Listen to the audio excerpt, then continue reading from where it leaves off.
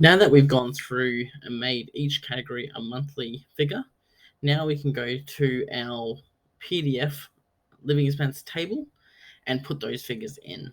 So with automotive, we want to go down to essential vehicle running costs and put that figure in. Nice and simple. Now, why we've done this is that we want to go to the font and just mark that off green, indicating to us that we've done that. Now, don't know what happened there. For electronics, we want to go to phone and television. So we've combined this as most banks would. We can separate that if we want, where we could go insert two figures there. We'll cut that and move that there.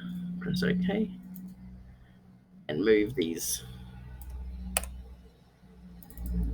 Perfect. And then do the same for here.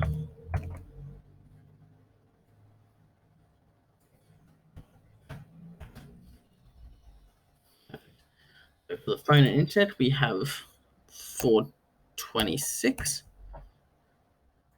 For the media, we've got 31. Call it 31. Perfect. Now, again, this is bold, and we can both put these as green.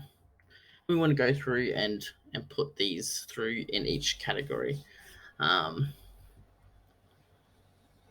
One thing that we need to put down is child maintenance. So it seems that this category here, child independent expenses, seems to be a child maintenance figure. We can put that in here and just make a comment in here. Child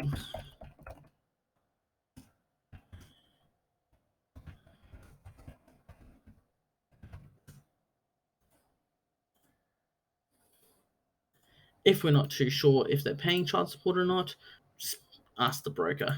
If not, put that there and move on.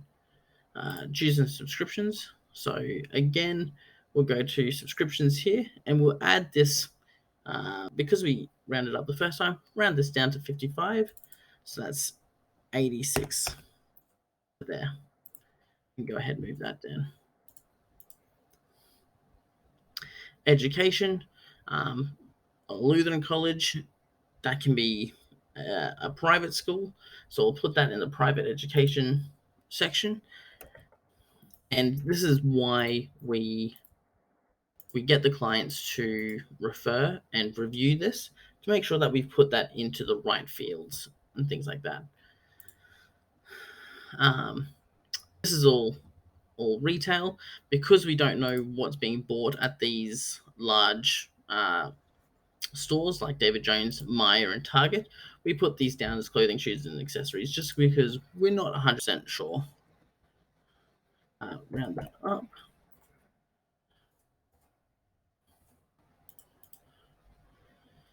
Entertainment, we've got that here, so 159.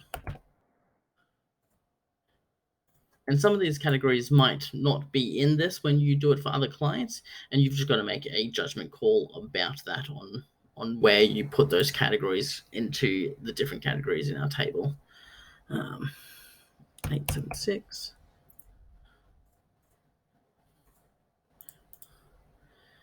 Healthcare is a big one, so we'll put that in there still because we can see the big expenses that have come through is one WealthMed is in there, so we can take that out. It's one thing that we missed the first time, and that's okay to do that. So if we cut them, insert cells down here, and it's a work in progress whenever you do this that you might find new things. That's still there. Big things is these clinics. This client maybe doing their own business, and these might be business expenses. We can't really tell from this, and again, that's why they need to review that.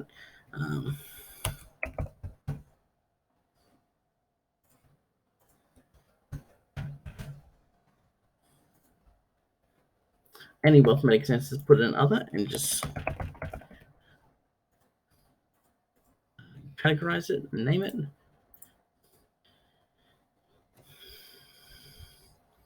So we've taken this as a separate thing, and there's a gym and sports category here for this reason.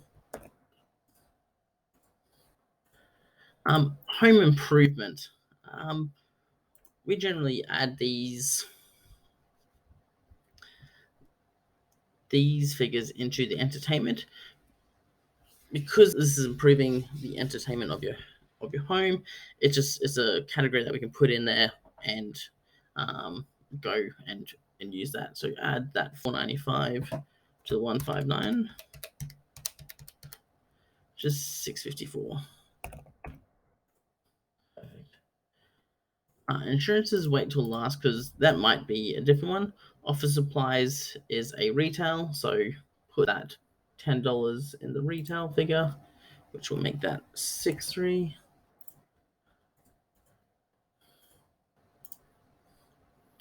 Online services. Some of these might not be sure on what that is, and that's some quite high figures. There's some BOQ specialists, so leave that there, and we can put that down in the comments as well, of saying online services equal 023 need clarification. That way the clients can see that we're not putting it in there yet, and we can talk to the broker about that as well. Other expenses, because they'll be discretionary, most often than not, we again put them in entertainment, and that way the clients can go through them and discuss. So 1050 plus 654 1704.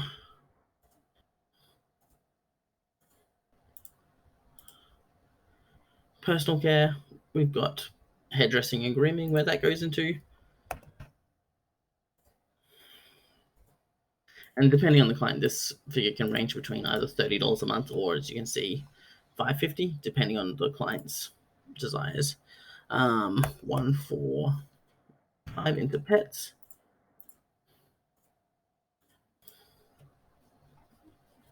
Restaurant and dining, we've got dining out and entertainment, so we add that figure in there as well. 2569. Travel. Now we can see if we do our cut and copy technique, which I didn't do this one for this. We can sort that out.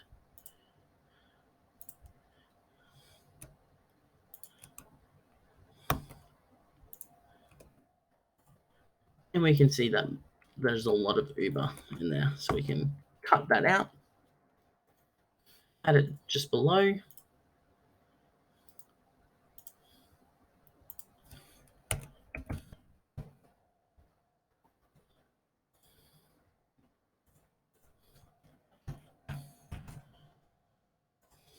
Perfect.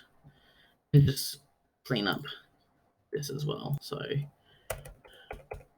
we can say that there. Perfect. So travel, we can say 458 or 459.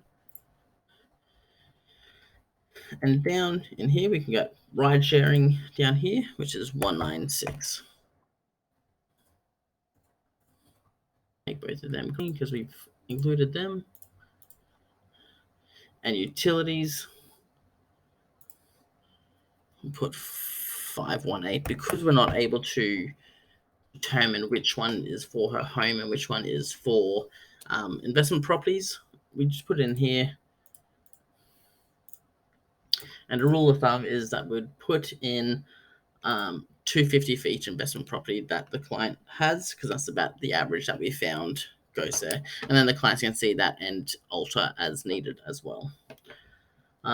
Once completed, so I will calculate how many investment properties they have later, but we just add up all these figures, which is 876 plus 2569 plus 459.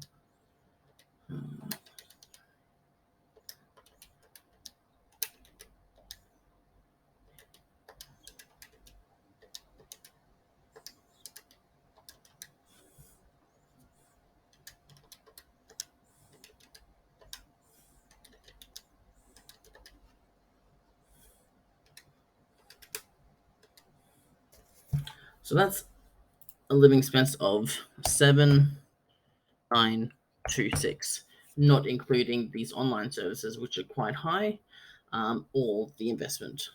So I'll clean that up later, but that's how we merge living expenses from Wealthscope into our living expense table.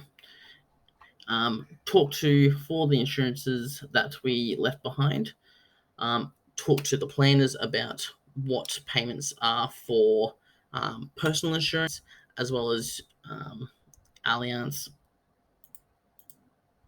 and have a look and Google and determine and talk to the clients about what those possible fees could be for, and put them into the living expense table accordingly.